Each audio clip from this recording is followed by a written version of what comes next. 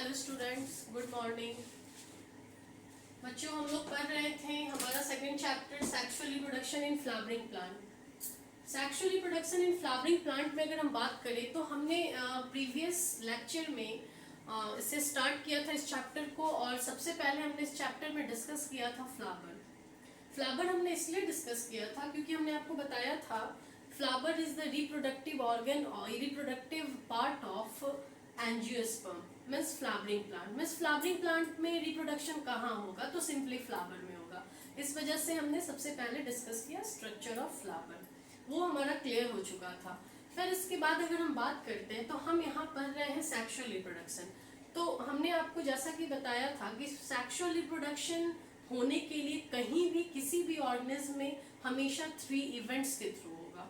The first event is pre fertilization, second is fertilization and third is post fertilization. ठीक है, pre fertilization की बात करते हैं तो प्री फर्टिलाइजेशन में मेनली दो इवेंट्स आते हैं। First event is gametogenesis and second event is what, तो second event is called gamete transfer. तो इस वजह से हमने स्टार्ट किया था क्या, male reproductive organ. Okay, male reproductive organ हमने पढ़ा था। Mail reproductive organ is known as what, androecium, and the unit of androsium is known as stamen.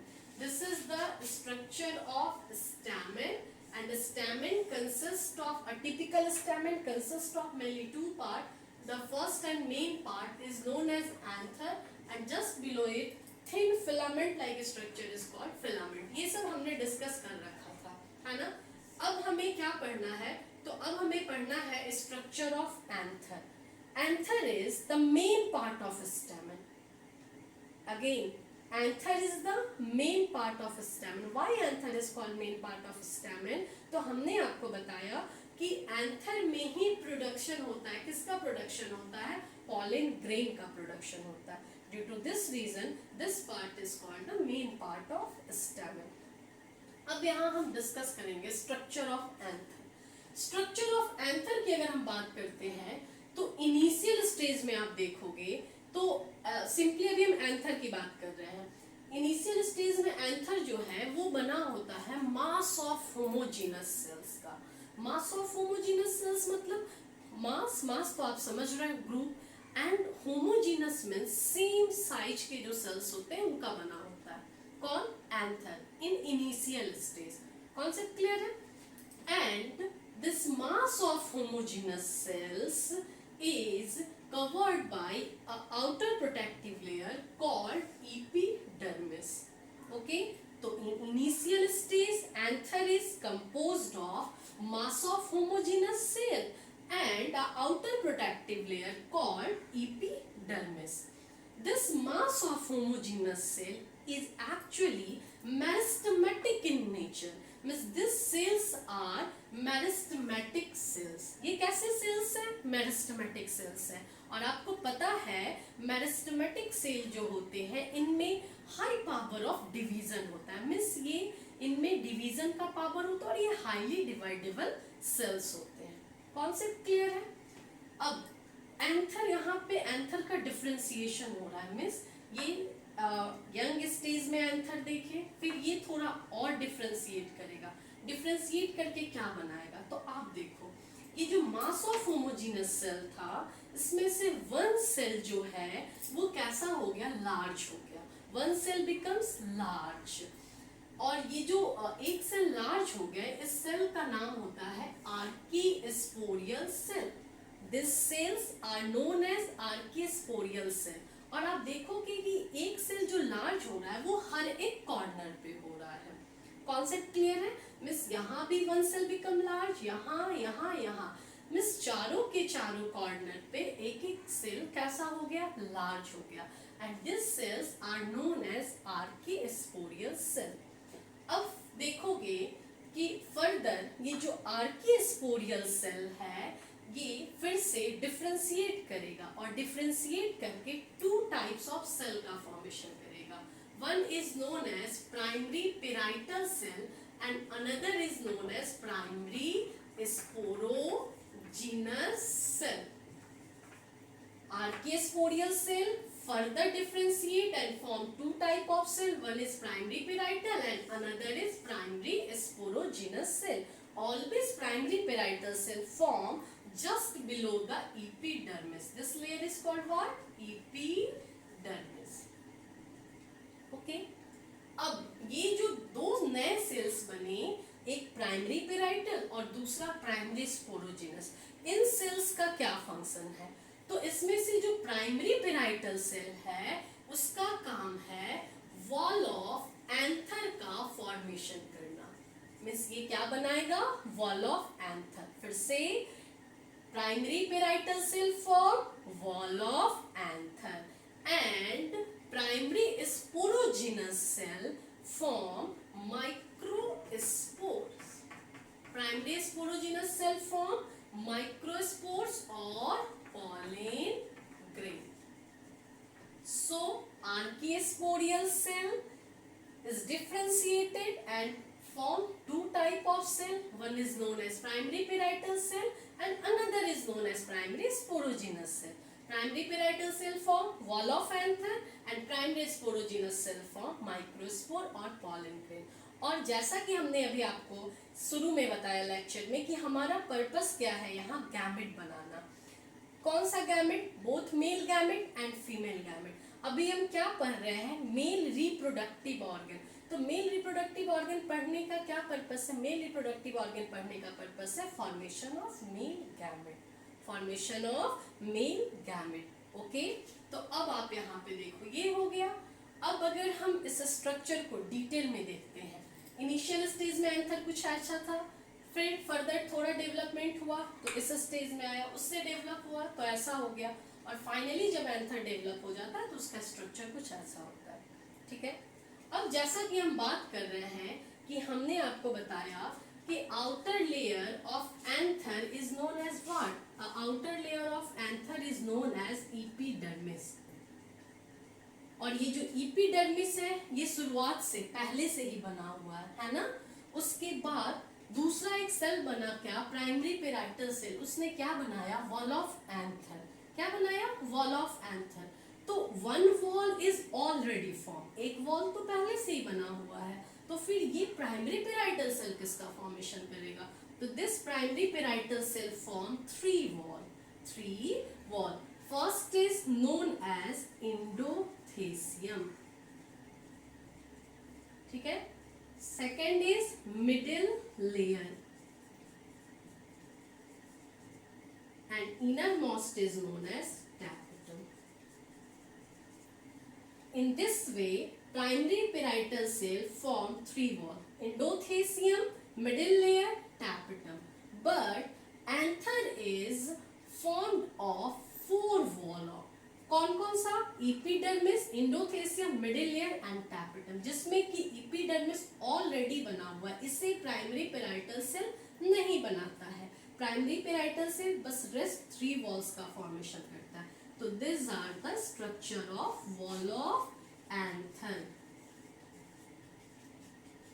So anther is formed of four wall. Outer is epidermis, just below epidermis endothecium, then middle layer and the innermost is known as tapetum. Okay, अब यहाँ पे हम discuss करते हैं one by one इस four layer को। तो the outer wall of anther is known as epidermis and epidermis is known as outer protective covering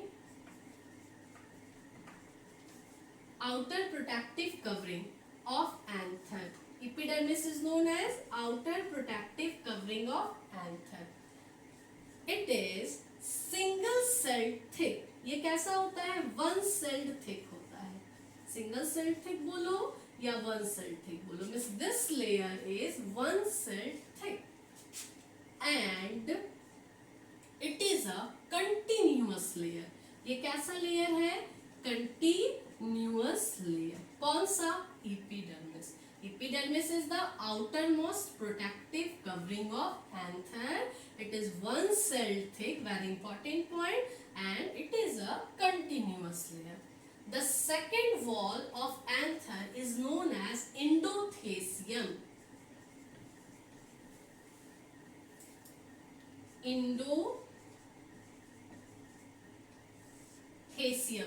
इंडोथेसियम की अगर हम बात करते हैं तो इंडोथेसियम के लिए कहा जाता है कि ये just below the anther, just below the epidermis present है। इसके अलावा ये भी जो है ये भी सिंगल सेल्ड थिक होता है।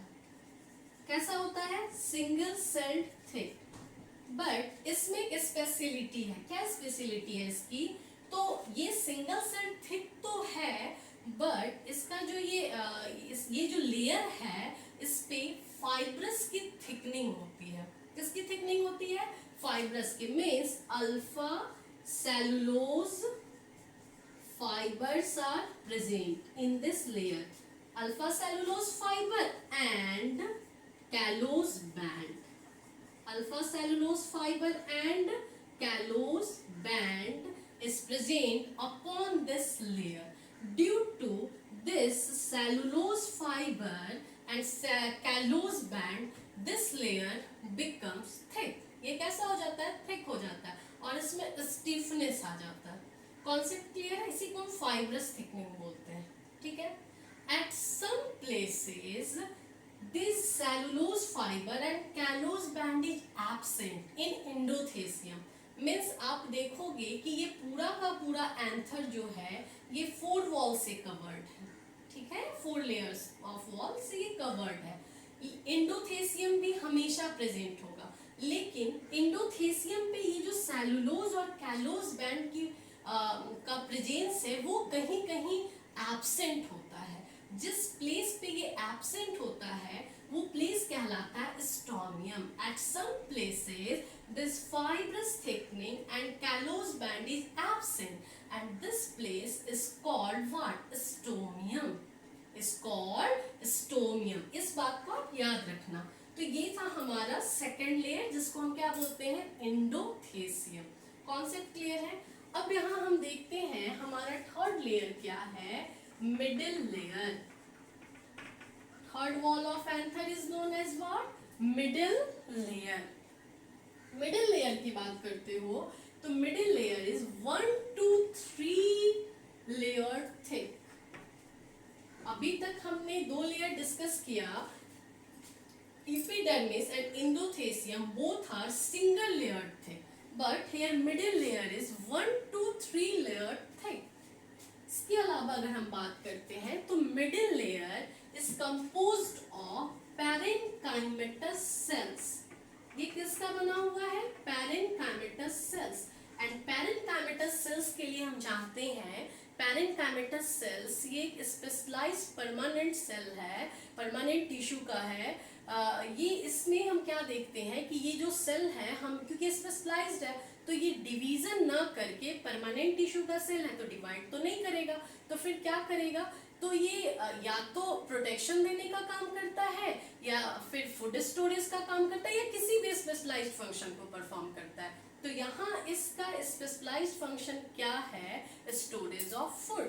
क्या काम है इसका? Storage of food. तो मिडिल लेयर कैसा है? 1 to 3 layer thick, composed of parenchymatous cells and food storage। क्या करता है ये? फूड का स्टोरेज करता है। कॉन्सेप्ट क्लियर है? अब हमारा कौन सा लेयर है? Fourth layer. The fourth layer of wall of anther is known as tapetum. Tapetum की अगर हम बात करते हैं तो टैपेटम के लिए आप देखोगे कि tapetum is the inner most layer of wall of anther. ये सबसे इनर मोस्ट वॉल है किसका? एंथर का, and it is known as tapetum. The another point is here it is also single cell. Single cell thick. ये कैसा होता है? ये भी सिंगल सेल थिक होता है। मीन्स अभी आपने एक चीज नोटिस कर लो यहाँ पे कि ये 4 वॉल है, इसमें 3 वॉल जो है वो 3 के 3 वॉल सिंगल सेल थिक है। बस एक मिडिल लेयर जो है वो कितना वॉल थिक, कितना लेयर थिक होता है? 1 to 3 लेयर थिक होता है। ठीक है। सेकंड पॉइंट टैपेटम के लिए है it is a nutritive layer. ये कैसा है? ये न्यूट्रिटिव लेयर है। मीन्स ये न्यूट्रिशन प्रोवाइड करता है। किसको न्यूट्रिशन प्रोवाइड करेगा? तो ये न्यूट्रिशन प्रोवाइड करता है डेवलपिंग माइक्रोस्पोर मदर सेल या फिर माइक्रोस्पोर्स को। कैसे? तो आप यहाँ देखो, ये मिडिल लेयर है ना, just below the middle layer this layer is present called what? Tapetum. तो मिडिल लेयर क्या कर रहा है? ये फूड स्टोर करके रख रहा है, और टैपेटम जो है इससे इस स्टोर्ड फूड को एब्जॉर्ब करेगा। क्या करेगा? एब्जॉर्ब करेगा। And just below the tapetum what is present? तो जस्ट बिलो द टैपेटम आप यहाँ देखना प्रेजेंट है microsporangium. Microsporangium, and inside the microsporangium microspore mother cells and microspores are formed. Concept clear है? हमने क्या बोला? हमने बोला कि middle layer stored food, and this stored food of middle layer absorbed by tapetum, and tapetum absorb this food from middle layer and ये किसको देगा? MMC को और माइक्रोस्पोर्स को। कॉन्सेप्ट क्लियर है? अब आप यहाँ देखो, tapetum is also single cell thick and nutritive layer। तो हम यहाँ क्या लिखेंगे? It absorbs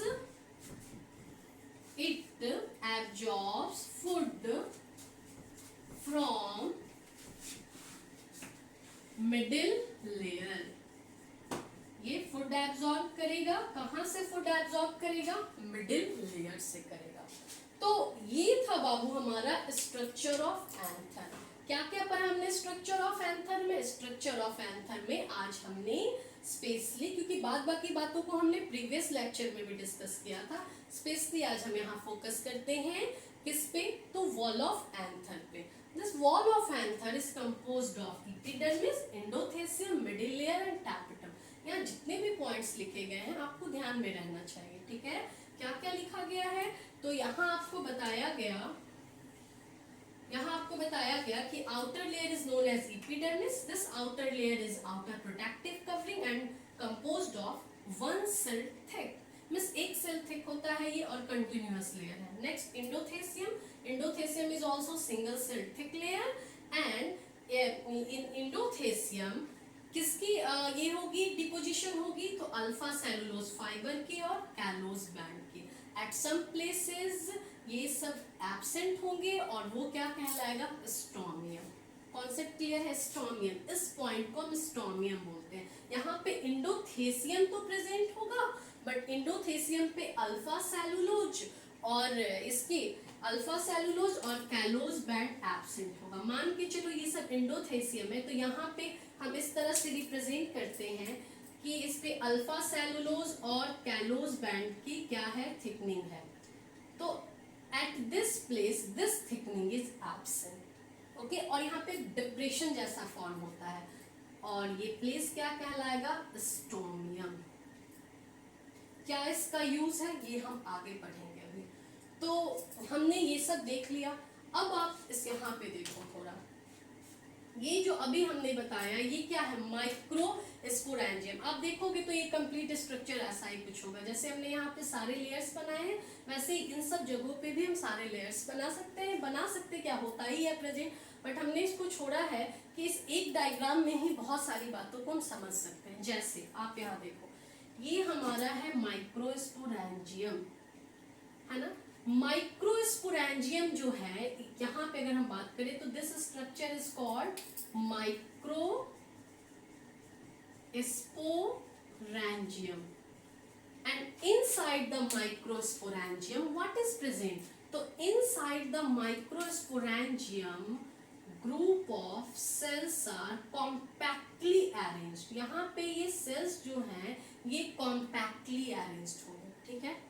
अब थोड़ा सा डेवलपमेंट होगा इसमें, किसमें? माइक्रोस्पोरेंजियम में। क्या डेवलपमेंट होगा? इसका जो साइज अभी थोड़ा छोटा है, इसके कंपैरिजन में साइज थोड़ा बड़ा हो जाएगा, ठीक है? साइज जैसे ही बड़ा होगा, इसके अंदर जो सेल्स हैं जो कॉम्पैक्टली अरेंज है, इन सेल्स के बीच का जो डिस्टेंस है वो क्या हो जाएगा? थोड़ा सा बढ़ जाएगा।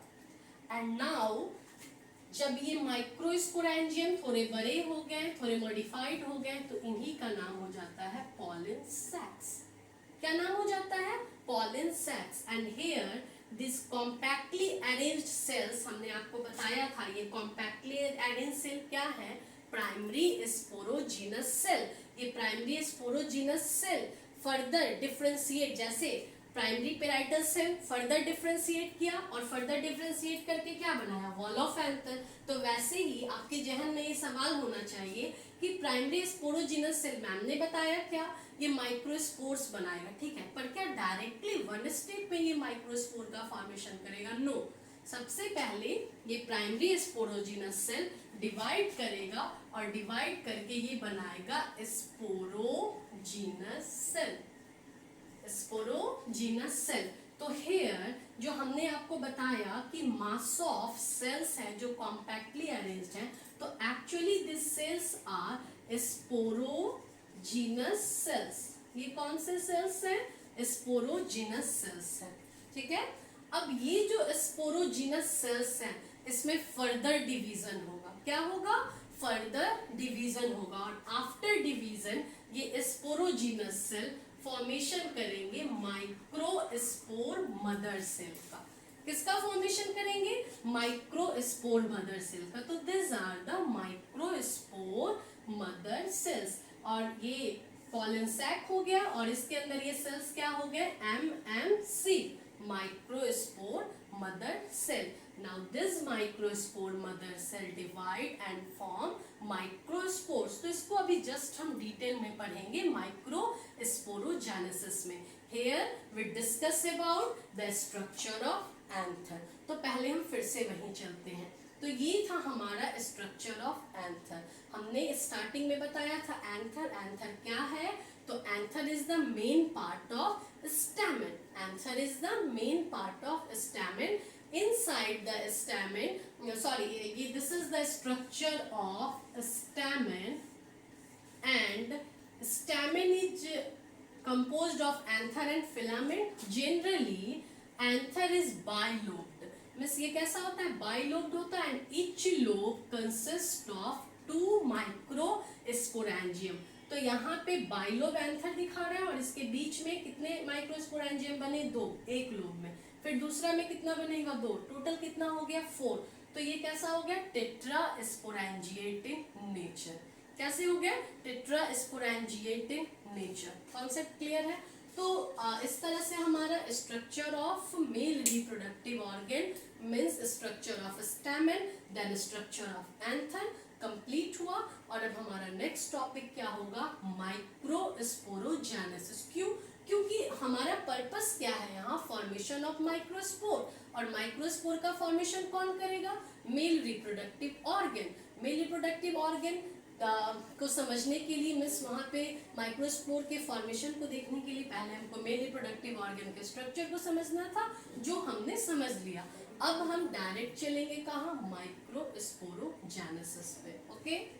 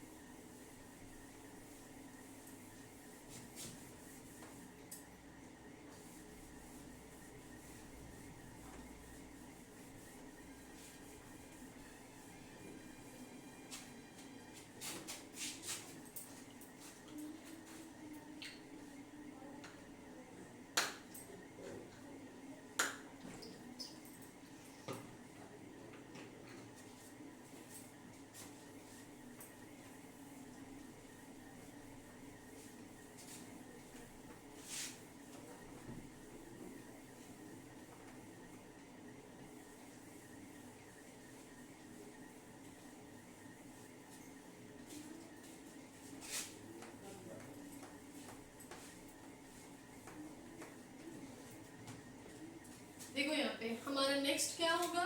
नेक्स्ट टॉपिक है हमारा माइक्रोस्पोरोजेनेसिस। ठीक है, माइक्रोस्पोरोजेनेसिस की बात करते हैं तो पहले हम यहाँ 2 टर्म समझ लेते हैं। माइक्रो टर्म का मतलब होता है, अभी तक हम समझते थे माइक्रो मीन्स क्या, स्मॉल, बट यहाँ क्या है, माइक्रो टर्म का मतलब है मेल, ठीक है, और मेगा टर्म का मतलब है फीमेल। माइक्रो में से स्मॉल भी होता है, बट एक और उसका मतलब है क्या, मेल, और मेगा टर्म का क्या मतलब है, फीमेल। तो ये आप ध्यान में रखना। तो यहाँ पे लिखा हुआ है microsporogenesis. स्पोरो means spore and genesis means formation.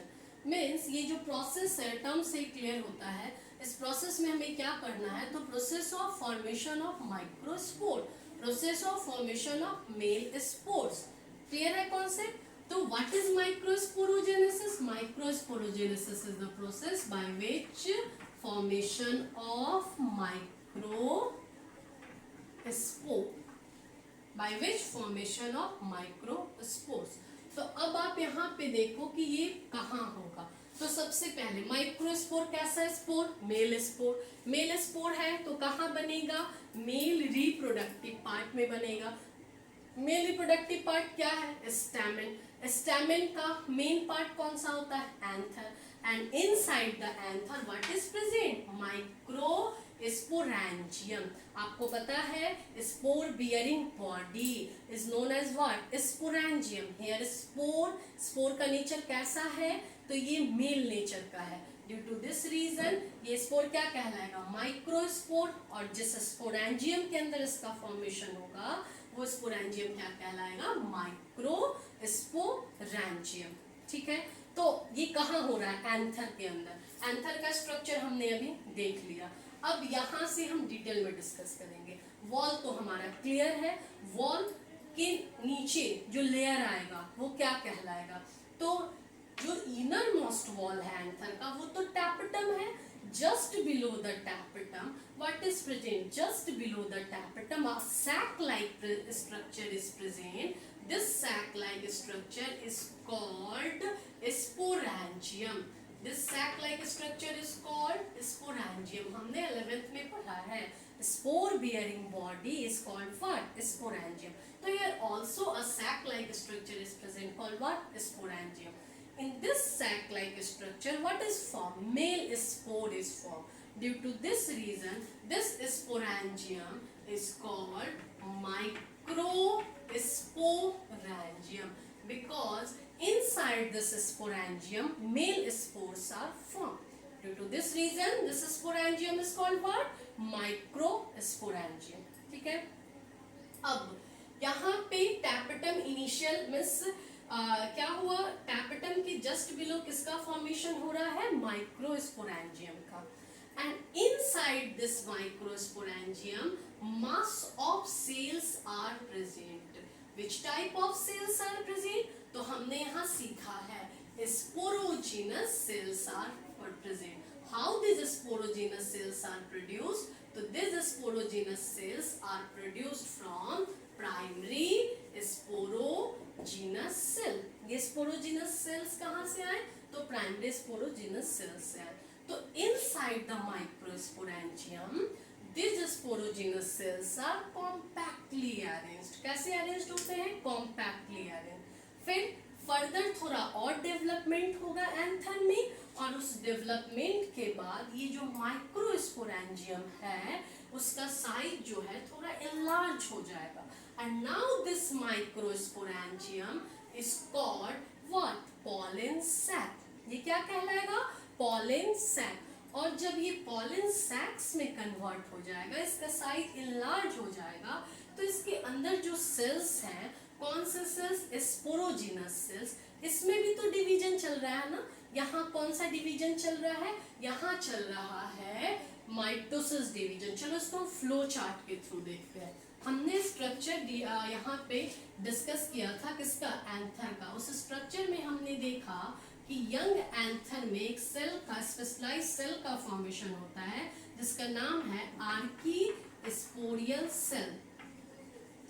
क्या नाम है, archesporial cell. This archesporial cell divide periclinally and form two type of cell. One is known as primary parietal cell and another is known as primary sporogenous cell. ठीक है, This primary parietal cell further divide and form three layers. First is endothecium, second is middle layer, and third layer is known as what? तो middle layer के just below जो layer होता है वो कौन सा है? Tapetum, inner most layer of wall of anther. फिर अगर हम इधर बात करते हैं तो आप यहाँ देखोगे क्या, ये जो प्राइमरी स्पोरोजिनस सेल है ये किसका फॉर्मेशन करेगा?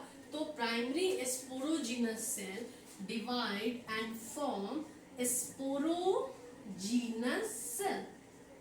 क्या बना रहा है? Sporogenous cell. This sporogenous cell further divide and form, कौन सा डिवीजन हो रहा है? माइटोसिस। और इसने फॉर्मेशन किया माइक्रोस्पोर मदर सेल का, जिसको हम शॉर्ट में लिखते हैं MMC, पर हम यहाँ लिख देते हैं, आप कंफ्यूज मत करना, माइक्रोस्पोर मदर सेल। कभी कभी यहाँ पे PMC भी लिखा रहता है, मीन्स क्या होगा? Pollen mother cell. अब आप सोच के देखो, ये सब के सब अगर हम इस स्टेमन का यहाँ डायग्राम बनाते हैं, बाबू इस पे बहुत ध्यान देना है, प्लॉइडी पे हमेशा क्वेश्चन पूछता है, बोर्ड में भी इस पे क्वेश्चन आते हैं क्या? तो ये क्या है? This is the structure of स्टेमन। स्टेमन का प्लॉइडी क्या होगा? स्टेमन का नेचर क्या होगा? तो स्टेमन किसका पार्ट है? स्टेमन is the part of flower, है ना? तो फ्लावर कहाँ से डेवलप हो रहा है? फ्लावर वेजिटेटिव पार्ट से डेवलप हो रहा है। क्या नेचर है उसका? फ्लावर का नेचर 2n, ठीक है, एंड फ्लावर का ही पार्ट क्या है? स्टेमन। तो स्टेमन का भी नेचर क्या होगा? 2n। हमेशा कॉन्सेप्ट के साथ पढ़ो। ये स्टेमन कहाँ से आया? Stamen is the one of the whole of flower and the nature of flower is what? 2n। The nature of stamen is also 2n। अब stamen consists of anther. What is the nature of anther? The nature of anther is also 2n. What is the nature of filament? The nature of filament is 2n. Okay. अब अगर हम बात करते हैं structure of anther की, तो इस anther का भी जितना पार्ट होगा वो सब का भी नेचर कैसा होगा? 2n होगा। क्या होगा? जो भी सेल्स होंगे, जो भी होंगे, उसका नेचर क्या होगा? 2n होगा। तो यहाँ ये जो प्राइमरी स्पोरोजिनस सेल डेवलप हो रहा है या फिर ये सब डेवलप हो रहा है, कहाँ से हो रहा है? एंथर में डेवलप हो रहा है। तो इन सब का नेचर भी क्या होगा? 2n। तो इस माइक्रोस्पोर मदर सेल का नेचर क्या होगा? ये भी 2n होगा, क्योंकि ये कैसे डेवलप हुआ? By the division of mitosis, ठीक है। अब ये जो माइक्रोस्पोर मदर सेल है जिसका नेचर 2n है, इसमें जो फर्दर डिवीजन होगा वो होगा मियोसिस, मतलब मियोटिक डिवीजन इसमें होगा।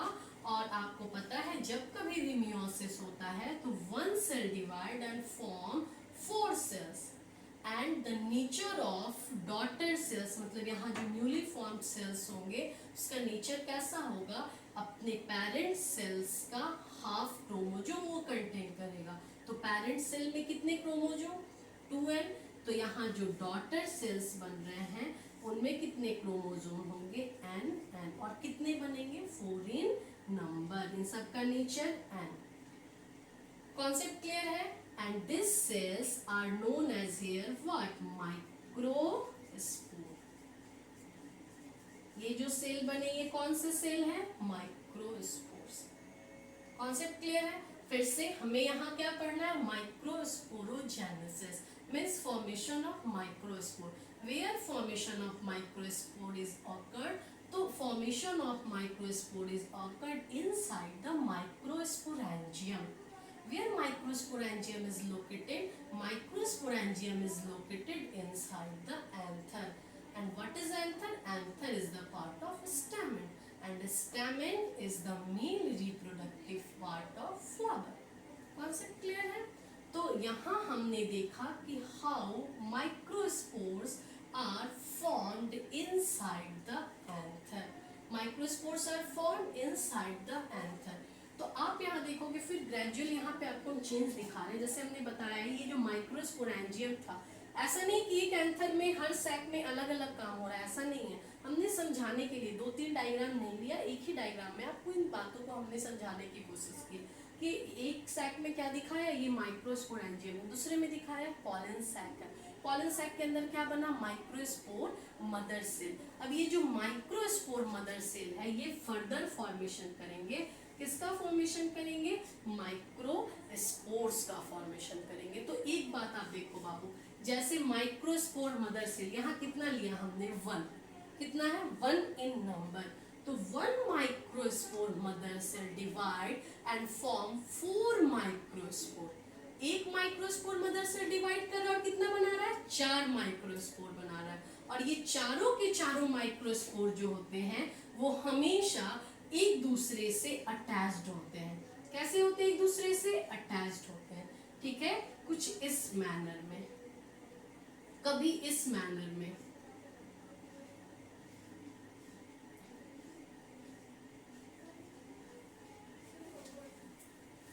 ठीक है, यहाँ पे देखो एक ही साथ चारों के चारों माइक्रोस्पोर्स अटैच्ड है।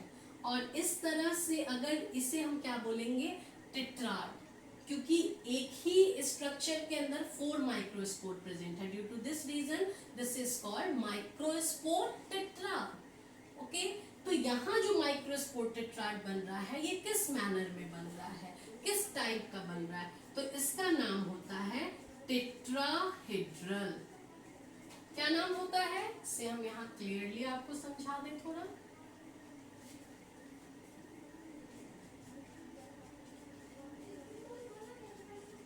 टेट्राहेड्रल अगर इस फॉर्म में बन रहा है तो दिस फॉर्म इज कॉल्ड आइसोबाइलैटरल।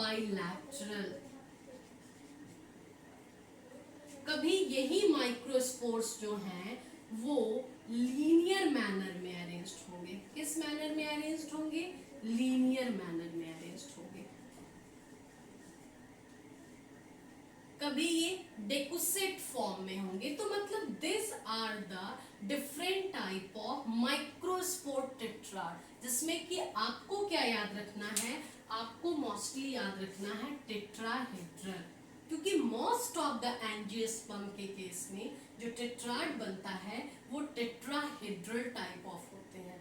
ठीक है, और ये भी बोला जाता है कि ये जो टेट्राहेड्रल है मोस्टली डाइकॉट के केस में देखा जाता है, मोनोकॉट में आइसोबाइलेटरल फॉर्म में होता है। तो ओवरऑल हमने क्या समझा कि 1 microspore mother cell form 4 microspore in 1 time by the process of meiosis division.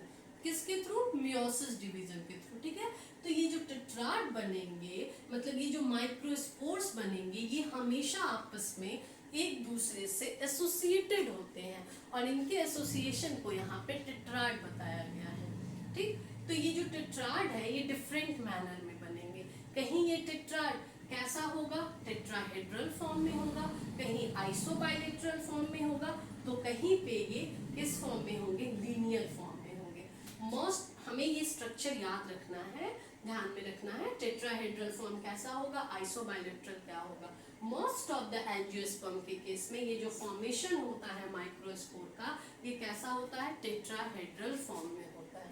Concept clear है। तो यहाँ पे देखो हमने क्या सीखा, जो 4 नए माइक्रोस्पोर बनेंगे वो एक दूसरे से यहाँ पे क्या है, तो एक दूसरे से ये माइक्रोस्पोर्स जुड़े हुए हैं। ये जो माइक्रोस्पोर्स हैं ये एक दूसरे से जुड़े हुए हैं और इसका नाम क्या हो गया, माइक्रोस्पोर टेट्राड। ठीक है, अब देखिए क्या हमेशा ये एक दूसरे से जुड़े हुए ही रहेंगे, ये टेट्राड स्ट्रक्चर के अंदर ही रहेंगे, नहीं, ये आफ्टर सर्टेन टाइम ये जो एक साथ जुड़े हुए हैं ये सब एक दूसरे से अलग हो जाएंगे। कैसे, तो ये जो आपस में जुड़े होते हैं इनको अलग करने के लिए एक एंजाइम आता है जिसका नाम है कैलेज एंजाइम। क्या नाम है, callase enzyme. And this callase enzyme is secreted by tapetum. This callase enzyme is secreted by tapetum। मतलब ये जो टैपेटम है, inner most layer of anther, इसने इस एंजाइम को सिक्रेट किया, किसको, कैलेज को। और ये कैलेज एंजाइम रिस्पॉन्सिबल है माइक्रोस्पोर टेट्राड में जो 4 माइक्रोस्पोर एक दूसरे से एसोसिएटेड है उन सब को सेपरेट करने के लिए। कॉन्सेप्ट क्लियर है? अब ये सारे के सारे माइक्रोस्पोर एक दूसरे से सेपरेटेड हो गए। तो यहाँ पे देखो, आप स्ट्रक्चर अगर देखते हो,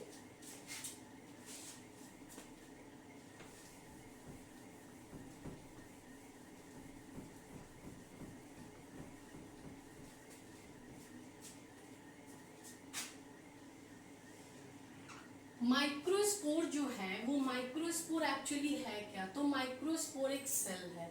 माइक्रोस्पोर क्या है? सेल है ना? और सेल होने के लिए क्या चाहिए? सेल होने के लिए हमेशा प्लाज्मा मेम्ब्रेन चाहिए, सेल मेम्ब्रेन चाहिए। तो एक सिंगल माइक्रोस्पोर का स्ट्रक्चर देखते हैं तो कुछ ऐसा होता है। कॉन्सेप्ट क्लियर है? अब ये आगे इसको पढ़ाने से पहले कुछ और बातों को आपको समझा दें। आप जरा यहाँ पे एक बार आ जाओ वॉल में। आप देख रहे हो कि anther is composed of 4 wall. Okay, तो ये जो वॉल, थर्ड वॉल है, मिस मिडिल लेयर है, इसका क्या काम है? Storage of food. इस फूड को किसने एब्जॉर्ब किया? टैपेटम ने। तो जैसे ही इस मिडिल लेयर से टैपेटम पूरे के पूरे फूड को एब्जॉर्ब कर लेगा, ये मिडिल लेयर धीरे धीरे डीजेनरेट हो जाएगा। मिस आप देखोगे जो कंप्लीट मैच्योर एंथर होगा उसमें ये डिसअपीयर हो जाएगा। कौन? Middle layer. ठीक है। फिर अगर हम टैपेटम की बात करते हैं तो टैपेटम भी जो है उसका क्या काम है? वो एक न्यूट्रिटिव लेयर है और उसका काम है डेवलपिंग माइक्रोस्पोर मदर सेल को और डेवलपिंग किसको? माइक्रोस्पोर्स को नरिशमेंट प्रोवाइड करना। कौन प्रोवाइड कर रहा है नरिशमेंट? टैपेटम। तो टैपेटम से जब ये सारे के सारे माइक्रोस्पोर मदर सेल और माइक्रोस्पोर ने नरिशमेंट ले लिया, उसके बाद ये टैपेटम भी डीजेनरेट हो जाएगा। टैपेटम भी क्या हो जाएगा? डीजेनरेट हो जाएगा। तो जब ये टैपेटम डीजेनरेट होने लगता है तो ये एक स्पेशल टाइप ऑफ सब्सटेंस को सिक्रीट करता है। एक स्पेशल टाइप ऑफ सब्सटेंस को सिक्रीट करता है और वो सब्सटेंस क्या है? स्पोरोपोलिनिन। क्या नाम है उसका? स्पोरोपोलिनिन।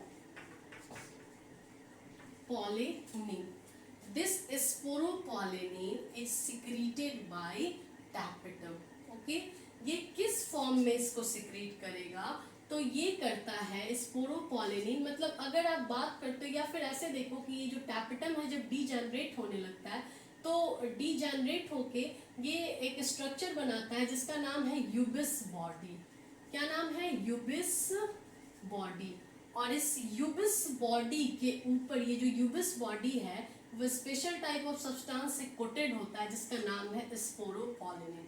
फिर से जब टैपेटम डीजेनरेट होने लगता है तो टैपेटम जो है वो एक स्पेशल स्ट्रक्चर बनाता है, एक स्पेशल स्ट्रक्चर सिक्रीट करता है जिसका नाम है यूबिस body.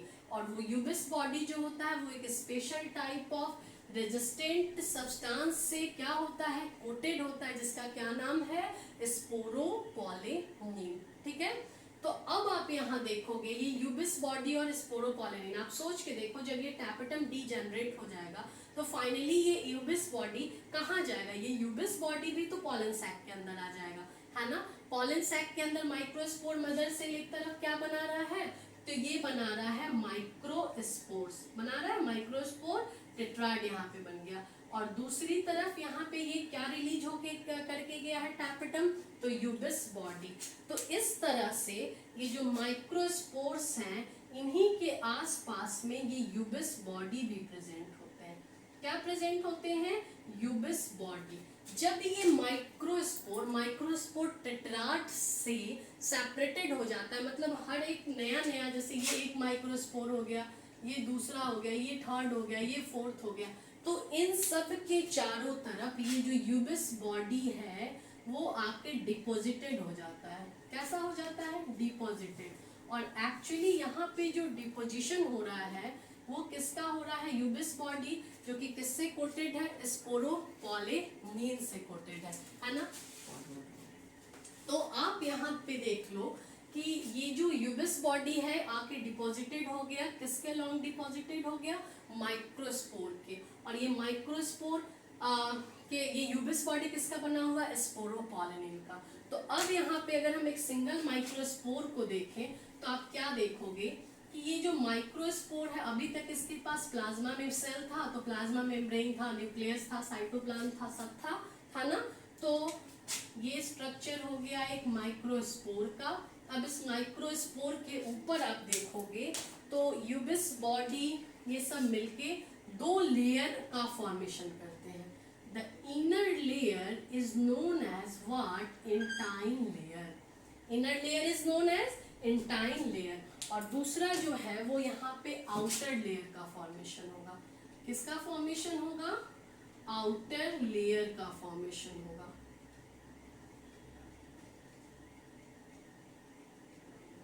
This outer layer is composed of sporopollenin and known as exine layer. Means पहले ये जो माइक्रोस्पोर था उसके पास सिर्फ और सिर्फ क्या थे? Plasma membrane. अब क्या हो गया इसके पास? तो अब इसके पास इसको आके दो लेयर सराउंड कर रहा है। One is known as intine layer and another is known as exine layer. Intine layer ये वाला जो है इनर मोस्ट लेयर, और ये वाला जो लेयर है वो क्या कहला रहा है? Exine layer. This exine layer consist of what? Sporopollenin. Now this structure is called what? Pollen grain. So maximum बच्चे समझ लेते हैं या फिर समझ ही नहीं पाते हैं कि माइक्रोस्पोर और पॉलन ग्रेन में क्या डिफरेंस है। This is the difference between microspore and pollen grain. Microspore के ऊपर इन दो लेयर का डिपोजिशन नहीं होता है। कौन कौन सा? इंटाइन और एक्साइन। माइक्रोस्पोर में सर्टेन मॉडिफिकेशन होता है। क्या मॉडिफिकेशन होता है? तो ये है माइक्रोस्पोर। इस माइक्रोस्पोर ये जो माइक्रोस्पोर है ये सराउंडेड होता है दो लेयर से। One is known as intine and another is known as exine. Now this microspore is called what? Pollen grain. मतलब इसको हम ऐसे बोल सकते हैं कि microspore after certain modification converted into pollen grain. अब आप देखो, intine is a continuous layer but this exine is not a continuous layer. ये कंटिन्यूअस नहीं, ये इंटरप्टेड है कहीं कहीं। जैसे यहाँ पे एब्सेंट है, इस जगह पे एब्सेंट है, यहाँ एब्सेंट है। तो ऐसा क्यों है ना? तो जहां पे एक्साइन एब्सेंट होगा, एक्साइन मतलब एक्साइन है लेकिन एक्साइन पे किसका डिपोजिशन एब्सेंट है? स्पोरोपोलेनिन का डिपोजिशन एब्सेंट है। तो स्पोरोपोलेनिन के डिपोजिशन एब्सेंट होने से क्या होगा? स्पोरोपोलेनिन का जहां डिपोजिशन नहीं होगा वो जो है जगह, वो प्लेस कैसा हो जाएगा? कॉम्परेटिवली जो अभी स्पोरोपोलेनिन की वजह से जो रिजिडिटी आ रही है या फिर स्पोरोपोलेनिन एक ऐसा सब्सटेंस है जो किसी भी चीज से डाइजेस्ट नहीं होता। ये क्वेश्चन बार बार पूछा गया, आपके एनसीईआरटी में लिखा गया, आप एक बार इसे जरूर पढ़ लेना वहां से। इसे ना तो कोई एंजाइम डाइजेस्ट करा सकता है, ना किसी पीएच पे डाइजेस्ट, मतलब कि कोई भी चीज इसको डाइजेस्ट नहीं करा सकता है। ये नॉन बायोडिग्रेडेबल होता है, तो इस वजह से काफी रिजिड भी होता है। तो एट सर्टेन प्लेसेस स्पोरोपोलेनिन का डिपोजिशन नहीं होता है। कहाँ? एक्साइन के ऊपर। ठीक है, तो आप देखो, सबसे पहले हम एक बात आपको बताना भूल गए, ये जो इंटाइन है, this intine is composed of cellulose and pectin. ये भी क्वेश्चन पूछा हुआ है। इसको हम पेक्टोसेलुलोज भी बोल सकते हैं। ठीक है, और exine is composed of sporopollenin. तो ये था हमारा पॉलन ग्रेन का स्ट्रक्चर। अब नेक्स्ट लेक्चर में हम इसे डिटेल में डिस्कस करेंगे। आज के क्लास में इतना ही।